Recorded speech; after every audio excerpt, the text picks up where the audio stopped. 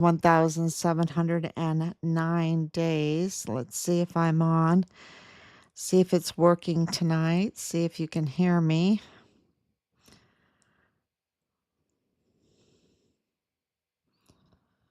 I don't know if it's on. There it goes.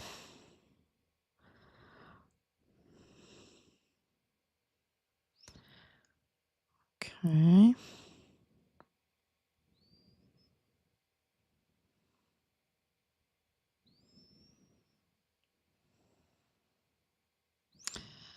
I don't know. There it goes. Okay. Here we are. And the video is still not good. Here we are. But the sound is good. Okay. I'm getting there. One step at a time. God is in control of all of this, y'all.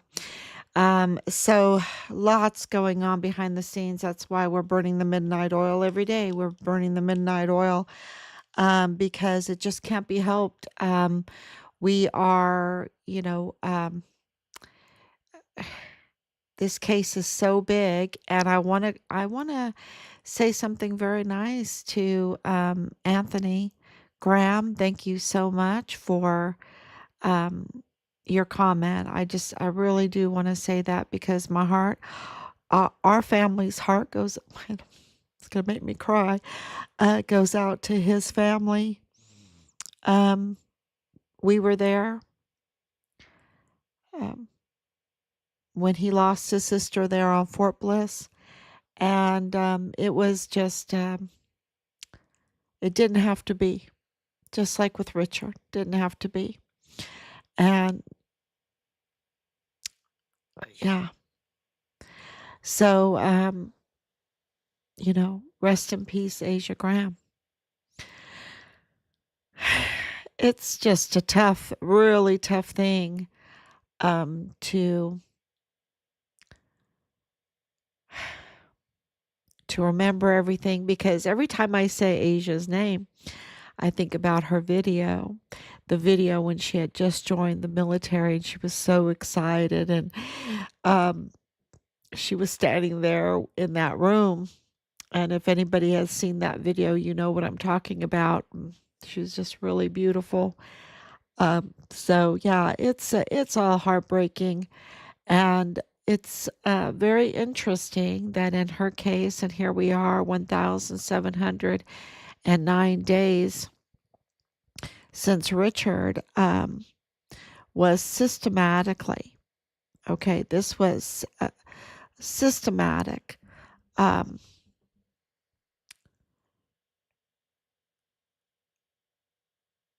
retaliation, targeting. I think targeting is a really good word, and planned, and absolutely, this is just cold-blooded murder. And things are really coming together. Maybe that's why I'm a little bit emotional. Maybe it's because it's late, but and I'm not allowed to get emotional, right? Thinking about our beautiful Richard, and Asia, and so many more, like another Graham. I'm thinking about his name. I know he has the same name as Asia, and he also lost his life, and he was the key witness. That's right, he was the key witness in Asia Graham's case, and he lost his life. Why is that? And Glennon Oakley Jr., key witness, and in the Walmart case. So you have all these key witnesses losing their life, um, because Asia Graham was also a key witness, right? She was also, you know, not going to give up. Her mother told me she was not going to give up. She was going to report this. Uh, and she did, um, and they retaliated against her. So it was, it's a mess. It's a real mess on Fort Bliss, and to me, it's like a mutiny at the highest level. at the highest level. You have uh, Lieutenant General Sean Bernabe getting promoted. What are you talking about? He's just a total failure. He is totally compromised.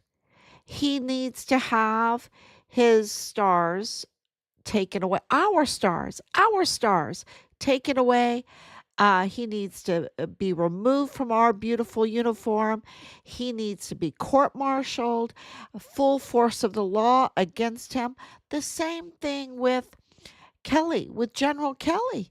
General Kelly, no wonder General Kelly wasn't happy with President Trump because his LLC, General Kelly's LLC, his business model was for these these camps that housed these children, tens of thousands, hundreds of thousands of children. That was his business model, to service this disaster, right? Instead of stop it, to get contracts out of it and then go and work for a foreign government. He was working for Chihuahua. He was working for the governor of Chihuahua in Mexico. What's that all about? He's a four-star general with, major access to information. Uh, Secret Service, what do you call it? The top access kind of uh, security access that you could get. Top secret. Well, he's a four-star general. What is he doing over there? And then, of course, you had Donna Martin. She gets promoted. She has 3 stars now. She needs to absolutely have nothing. Have nothing. She was the provost marshal. She was in charge of the CID over Vanessa Guillen's, over Richards, over all of this. She cannot wear a uniform. She cannot wear stars. And the Senate Arms Committee is in behind this, you see. So this is a mutiny against President Trump at the highest level. That's what this was back in 2019, well, 2016 to 20 through 2020, and then again now you see, uh, but he's more seasoned now, prepared for it, and so we're getting word that the more that they attack him in Fort Bliss, they're going, um, the priority of looking into the Walmart case, the priority of looking into Richard's case, and Asia Graham's case, and Glennon Oakley's case is going higher and higher and higher. And so, and did you see Dan Bongino, who, yeah, Dan Bongino tweeted out, and I wanted to put it up, but it's just been so crazy with all the information that we've gotten from this white van, right? From this white van. So, caravan, a Dodge Caravan, but Dan Bongino, who is FBI, FBI. he's he's there. Deputy FBI under Cash Patel. It's just a beautiful thing. And he's tweeting out that just because you haven't heard us say what we're going to do doesn't mean in the background it's not happening. And so, of course, we've been waiting and waiting and waiting and waiting. And so we're so impatient now. Excuse me. I was getting all choked up about Asia. Um, and Richard, always, always. Um, so, but we don't have a lot of patience when it comes to our law enforcement anymore. They've lost so much trust, and of course, the FBI has totally lost trust. Because we have been in communication. Oh my gosh, constantly with FBI agent Morales, and in El Paso. He has to absolutely arrest Leilani Hart. And where's he at? Is he hiding in a closet somewhere? Is he under his desk somewhere? No, he wants to be on the in the news or whatever. He wants to be on in the news. Talking about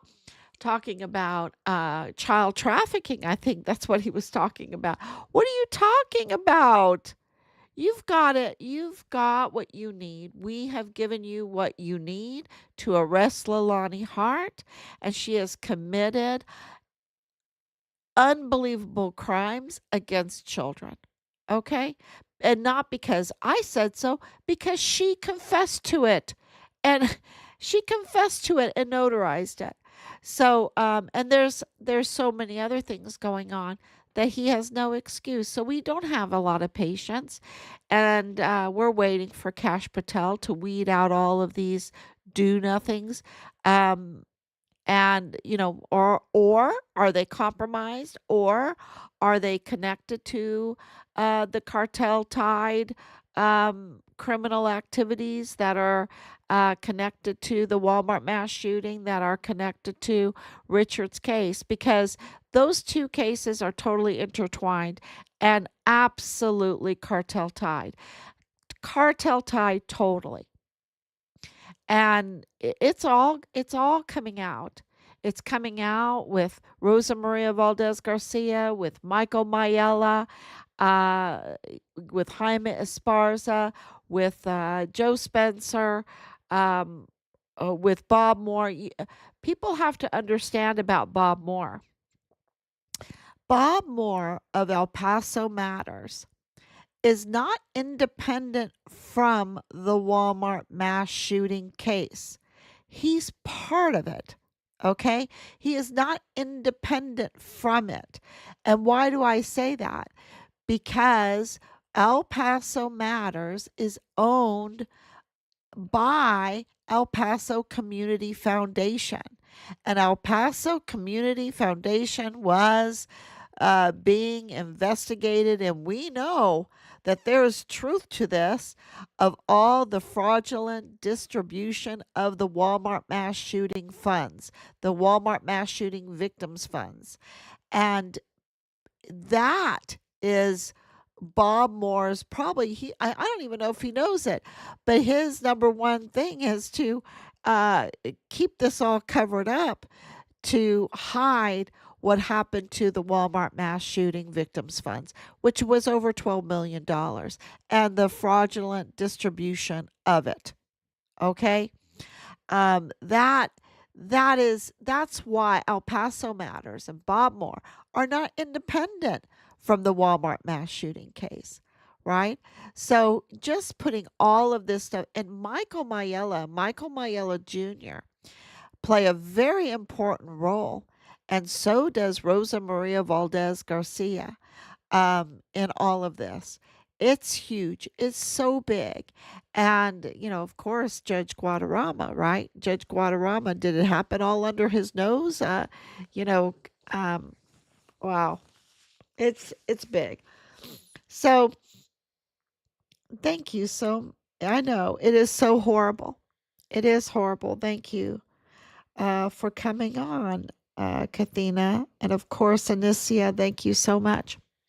So, we things are happening so fast, especially with the tactical electronic headset. I'm getting the right words, because you just have to do some searches and you can see that, that it would explain a lot of how Patrick Crucius could even do anything in this, because of his severe autism, his severe mental health condition, his lack of coordination. He, you know, had a very, very hard time with even tying his shoe at 18 years old.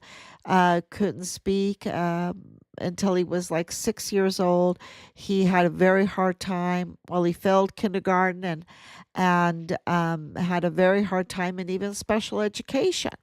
And why am I saying this? Because We know that there are lies upon lies upon lies that Joe Spencer has told us. And now, after he gets caught on audio tape and the lies are exposed, and yes, oh, yes, he is autistic. Well, who covered up for his childhood mental health records, right? His speech records, the speech therapy, because if you can't speak until you're 6 years old, I'm sure if you're in special education, if you're in the school system, you're going to have speech therapy. So where are his records for that? And there's no history that would support like what was written in the manifesto. There's no history of him being, just really interested in school. And no, he's like can't even function and is separated and fails and this. There's no evidence that he would be have those kind of interests, that he would even care about race, that he would, he's um, just trying to get through day by day. I mean, you had Loretta Lynn Hewitt say that his family was told that he shouldn't have even been allowed to live when he was a child. That was the testimony in the hearing for the Walmart, a pretrial hearing by Loretta Lynn Hewitt, the prosecutor of the case, until she quit. She resigned in protest because of this case being tampered with, because of this case being stalled, and her not getting access to information that she wanted. And don't forget, in that hearing, where she's talking about Patrick Crucius's mental health, she says she has a lot more notes because she went up and spoke to family members and neighbors and everything. And that's when she heard that, at 3 years old, he was um, uh, hitting his head on the sidewalk outside. The neighbors were just telling how severe he was. And she goes, but without my notebook, I can't tell you more, right? Because they had confiscated her notebooks. Confiscated her notebooks. So they were trying to control the case on every level. And why is the evidence sealed? Why can't we get the comms, right? Why can't we get the what what yeah, the dispatches. Why can't we get the dispatches? Because people were calling in the day of the Walmart shooting, and they were calling so many people have phones, most people have phones, and they'll call in and they'll say what they see. And what we're getting is, if we can get the transcripts of those dispatches, that the dispatches would show. Now, this is our the tip that we got, that those dispatches would show that there were people calling in about this white van, that this white van that had individuals in military tactical gear in it, okay, that they were in that van. And so there's no gag order. Where are the people that need to come forward and speak up? Because silence is consent, and it's also criminal. And so there should be a calling, from the public. I see that the public is calling out they have a petition, um, against, or for, I guess they want to bring Bill Hicks back or something like that, for a prosecutor. And he didn't do anything. He didn't do anything. And he can't, because he tampered with government documents. He was a usurper. The crimes he committed are so terrible. And we have a holdover district attorney, and her name is Yvonne Rosales. That's who is you know, the, uh, the person that they should be petitioning for. So, but it's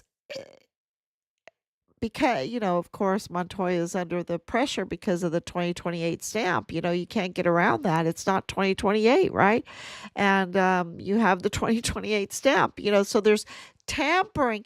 There's like this regular tampering with documents, this constant tampering with documents that they've gotten messy. Sometimes like you're always doing things right, right? You're always doing things right. So you know how to do it down the line. You know how to make this recipe because you've done it so many times before. So you know how to do it and how it's supposed to work. But if you're constantly tampering, you forget how to do things right. And there is this constant tampering that even when they want to try to do it right, you can see that it's been tampered with. That they tried to fix it to do it right because they don't even know how to do it right. I mean, you have three stamps on a certain document that only needs one stamp. You have bad dates. You have all the issues in the timeline, like are they in recess, or anyway, there's so many variables, and they just don't get it right because they are constantly, it's like those lies that pile up. It's kind of like a snowball effect of lies. They have so many lies that they're covering up for, that they're constantly tampering with government documents. And I think we really need to have some huge prosecutions on tampering with government documents, because they are absolutely, and you see that with Doge coming out saying 120-year-olds are collecting on Social Security. A lot of people that are illegally in the country are collecting on Social Security. You have little babies getting small business loans. The government records are being so tampered with. And all this computer stuff was supposed to streamline all this, but it's made the fraud worse. It's made the fraud worse. And there's so much tampering that they forget how to do it right. And even when they go back, like in Bill Hicks's case, like in Montoya's case, when they go back and try to fix it, they get it wrong. They get it wrong because they forgot how to even fix it. And so it's very clear that there tampering in Richard's case. 100% there was tampering. We know there was tampering. It's 100%. They scrubbed their wrongdoings, their abuse of powers from it.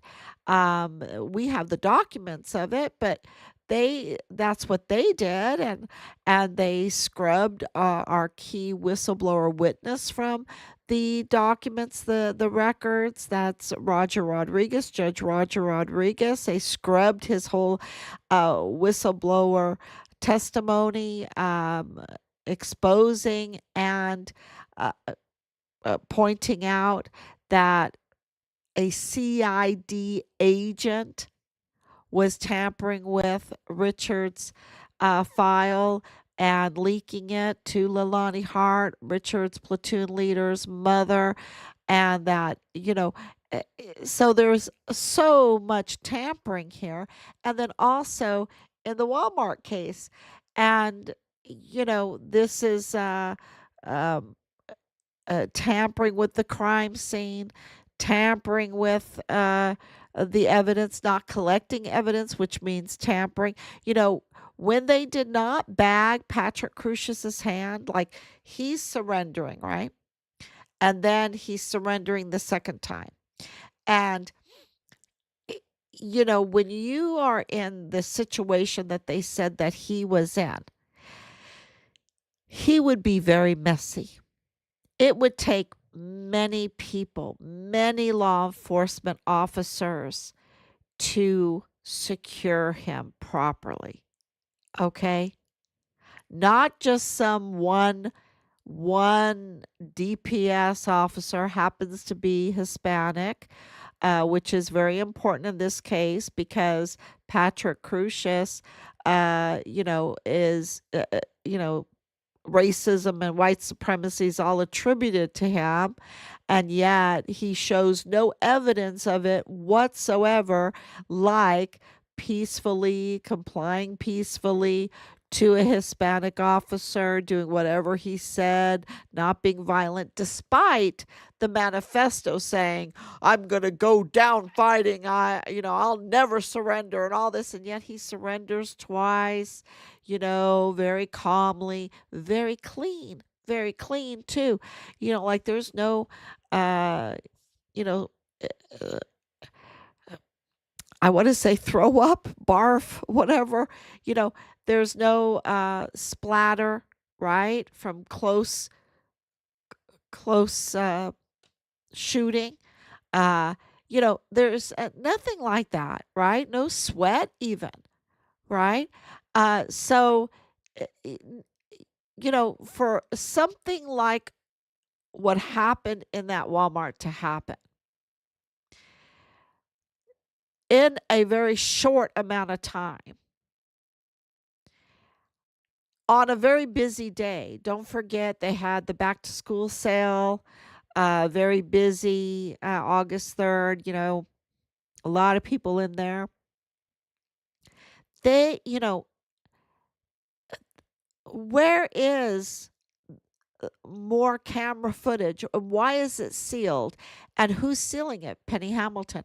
Penny Hamilton's seal is not worth a penny. Well, Penny Hamilton's seal is worth as much as they claim Patrick Crucius had on his application for appointed counsel. Zero, nothing. Her authority, nothing, nil. That seal deal, that seal order is not worth anything. They need to open it all up because she's not legitimate. She was not elected, and she must have been elected. You see, that's why that was so important with the Mag Court.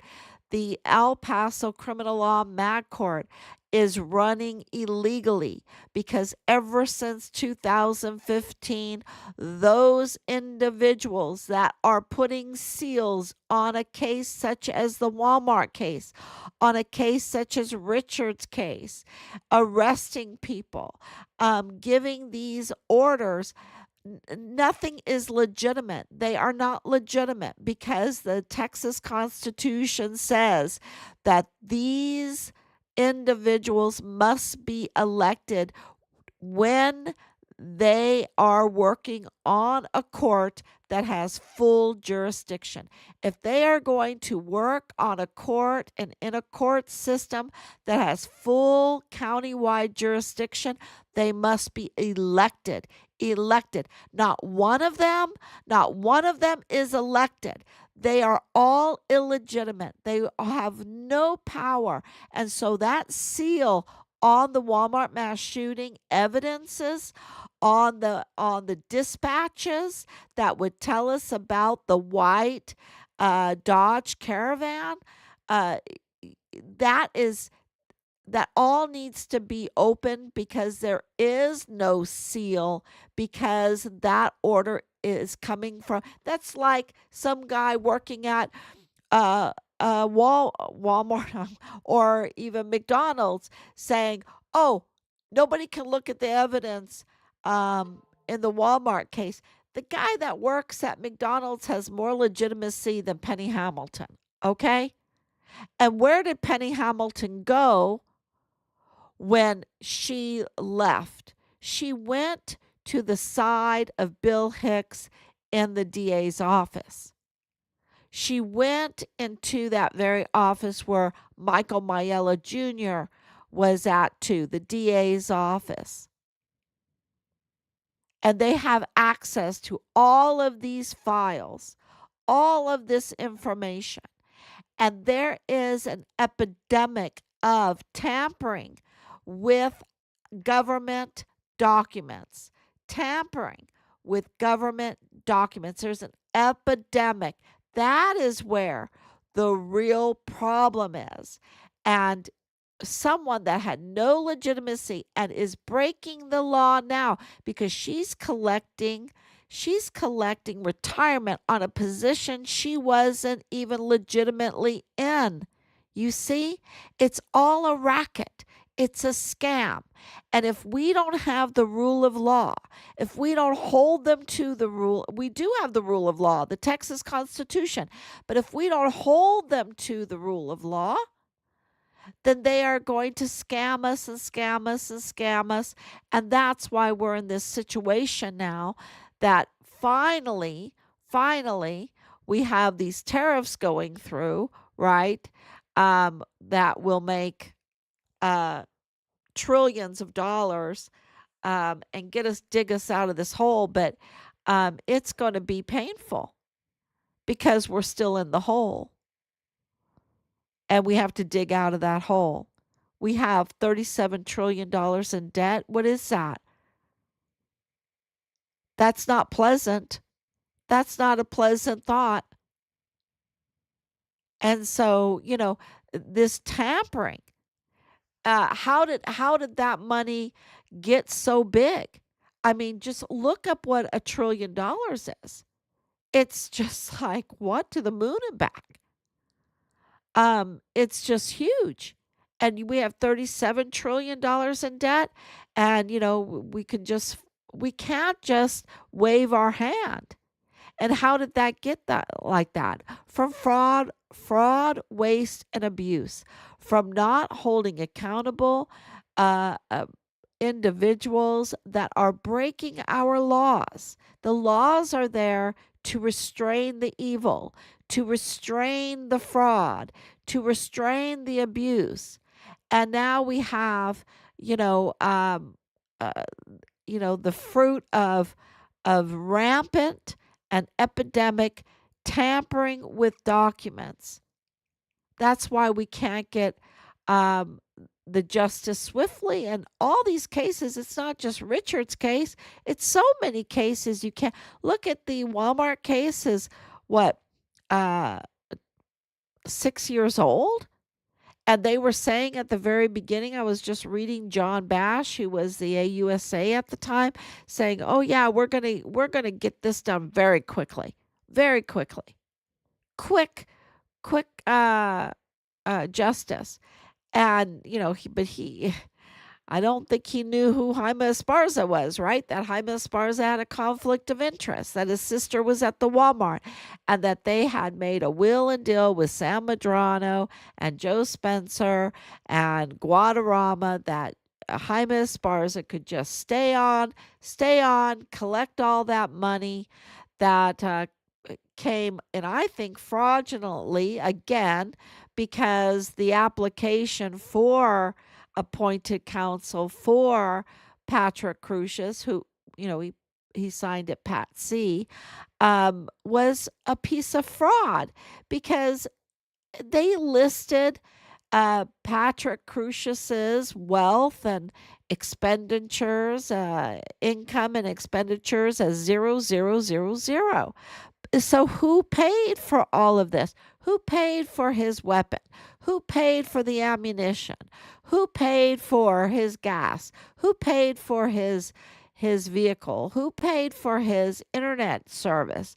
Who paid for his apartment in San Antonio? Uh, you know, um, did his family in the El Paso federal courthouse, the Mayellas, did they pitch in and pay? You know, and so, or did they interfere with the information. We know that they did. That we know that they had mitigating information about Patrick's mental health, about his autism, and they did a quid pro quo with the media, right? And they didn't tell the media, wait a minute, Patrick Crucius, my brother-in-law, my family member, he has a severe mental health conditions, right? He has severe mental health conditions.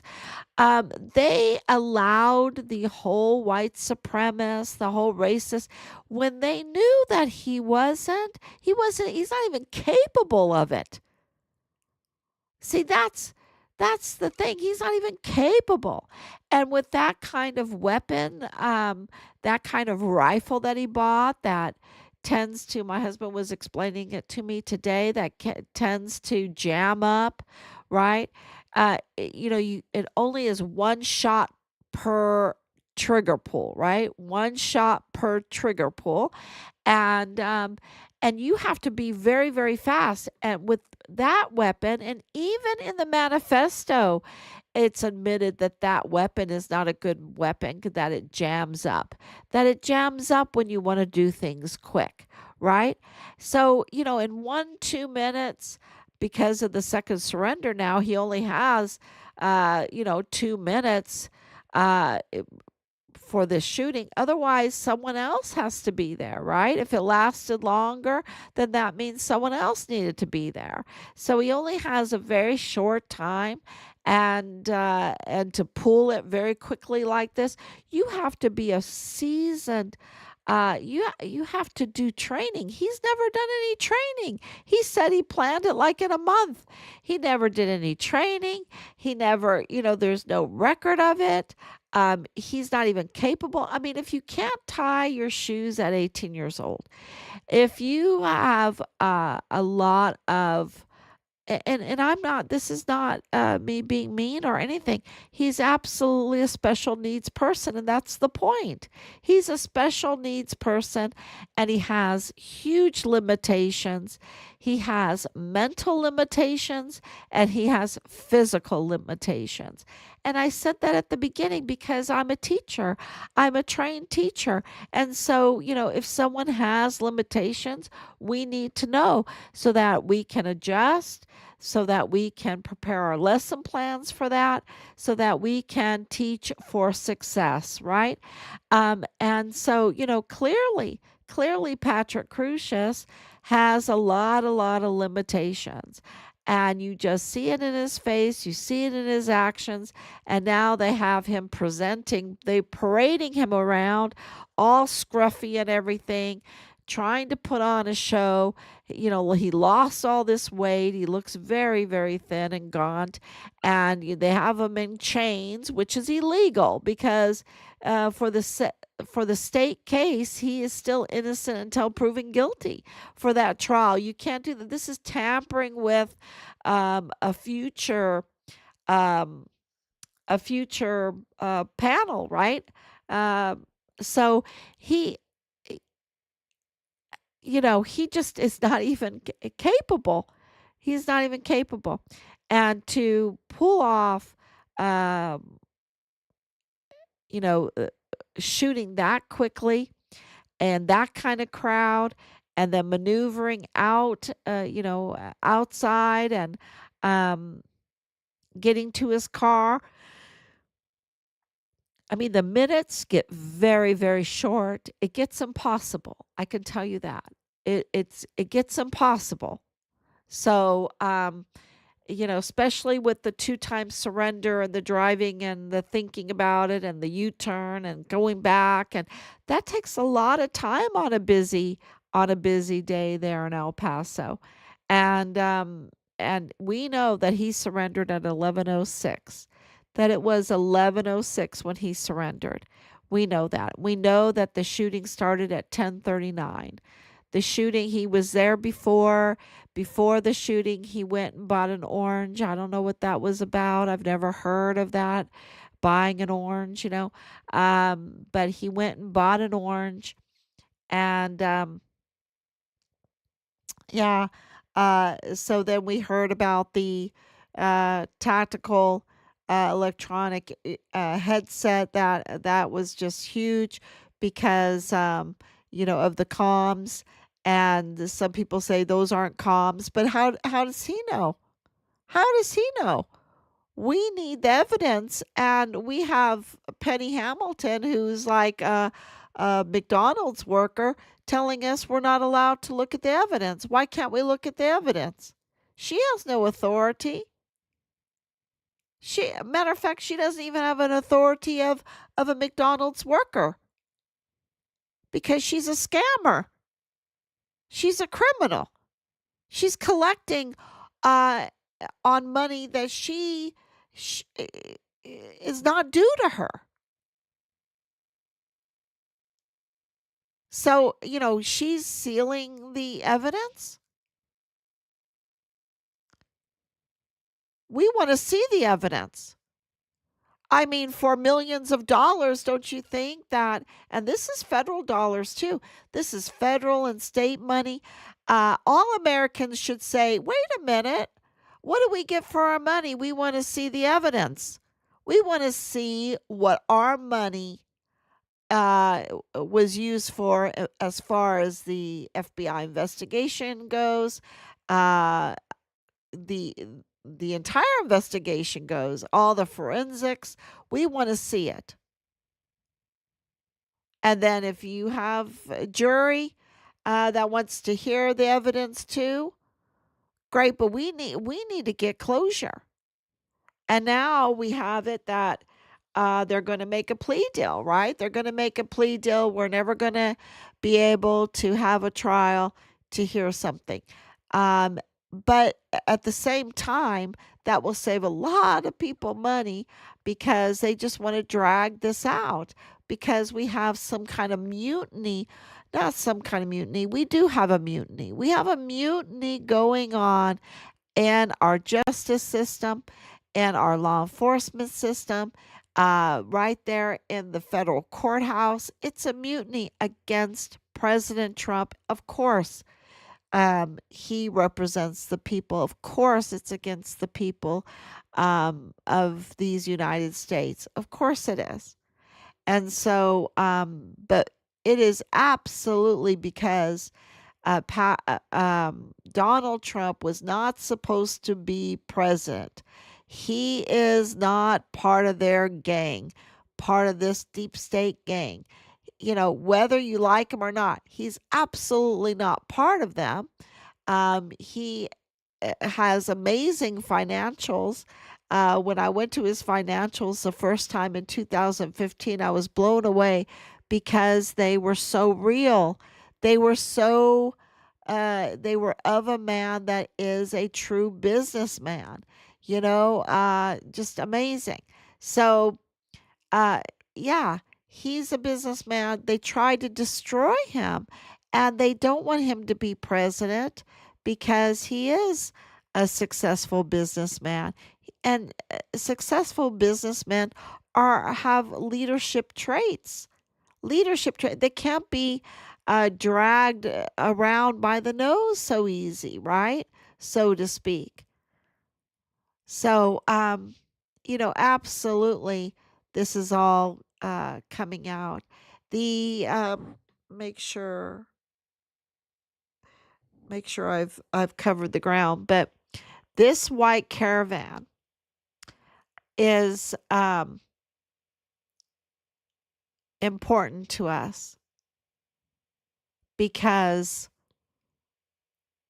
we have reports that this van or some van that is very, very similar to this van was used in Richard's case also.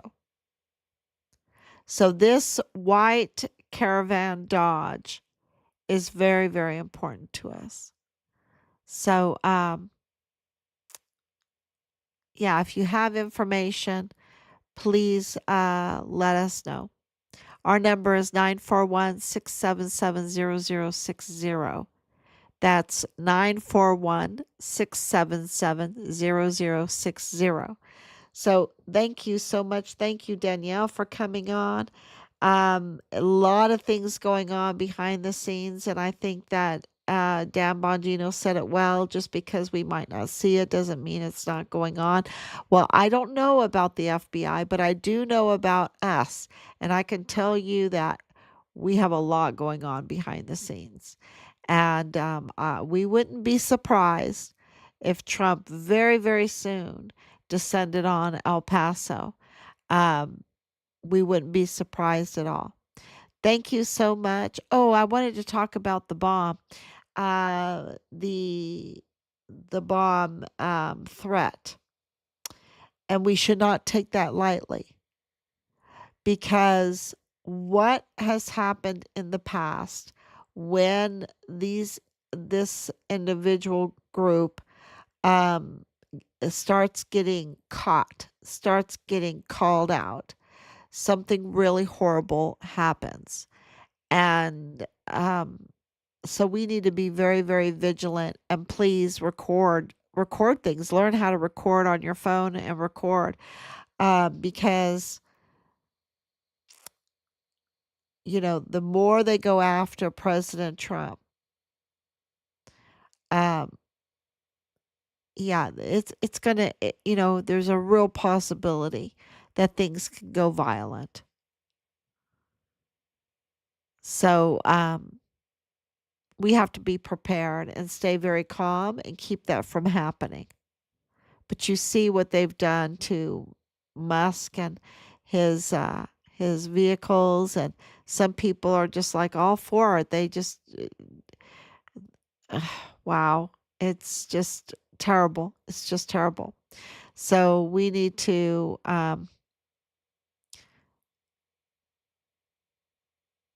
do what's right. Do what's right. Yeah. Thank you so much, everybody, and God bless you. And this bomb threat, it doesn't surprise us because things are pretty upside down in El Paso, and so we need to stay very vigilant um, so that nothing bad happens. Okay, everyone.